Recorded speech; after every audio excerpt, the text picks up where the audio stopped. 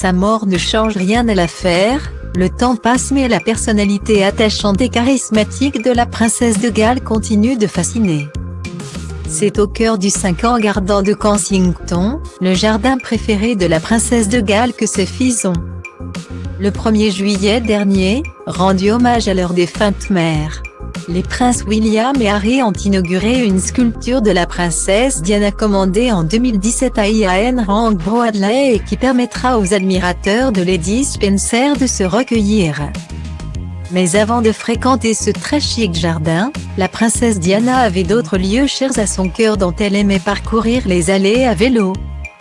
Enfant dans les années 70, la princesse Diana avait ainsi une bicyclette rouge de type relic chopée utilisée lors de ses balades dans les jardins d'Altorf, la propriété familiale des Spencer dans le Northamptonshire, alors que l'une de ces voitures a déjà été mise en vente la semaine dernière. Le petit vélo d'enfance de la princesse sera à son tour cédé aux enchères la semaine prochaine par la maison de vente East Bristol Auction. Les enchères démarreront à 15 000 livres mais pourraient monter jusqu'à 30 000 livres. Guidon en or ou celle ornée de diamants pour justifier un tel prix? Que nenni, le simple fait d'avoir appartenu à la princesse des cœurs justifierait selon les experts de payer une telle somme. Le vélo qui avait été cédé par le père de Diana et sa belle-mère la comtesse Reine Spencer pour une somme de 20 livres à Maudit Pendray, l'une des gouvernantes de leur domaine, a été cédée par son fils à sa mort en 2006 à la House de Toy Museum pour une somme bien supérieure. Le musée décide aujourd'hui à son tour de s'en séparer dans cette année symbolique qui aurait dû voir la princesse célébrer son 60e anniversaire. En cadeau bonus, le nouveau heureux propriétaire de la bicyclette se verra remettre une lettre et une carte datée de Noël 1994 rédigée par la princesse à l'intention de Maudit Pendray et sur laquelle on voit la princesse de Galles avec ses 2 petits garçons. Le musée de Bristol fonde de grands espoirs dans cette vente.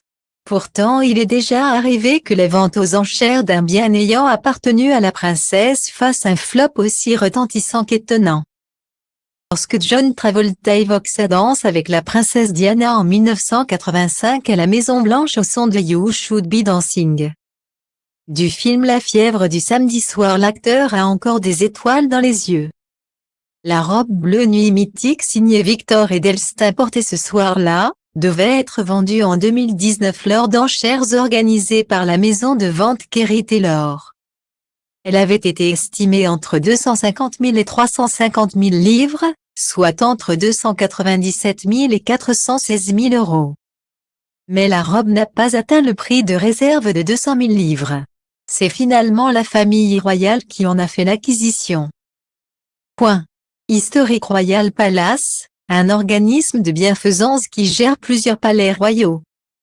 Note de la rédaction: acheter la robe emblématique Travolta signée Victor Edelstein de la princesse Diana pour 220 000 livres, avait indiqué à l'époque sur Twitter Rebecca English, experte royale au Daily Mail. Une vente qui avait réjoui la maison de vente aux enchères, cette tenue étant selon eux la plus emblématique et la plus mémorable que la princesse Diana n'ait jamais portée. Juste derrière sa robe de mariée, la couronne va-t-elle devoir ressortir le carnet de chèques ou les admirateurs de Diana vont-ils se déchaîner pour s'offrir sa bicyclette? Encore un peu de patience.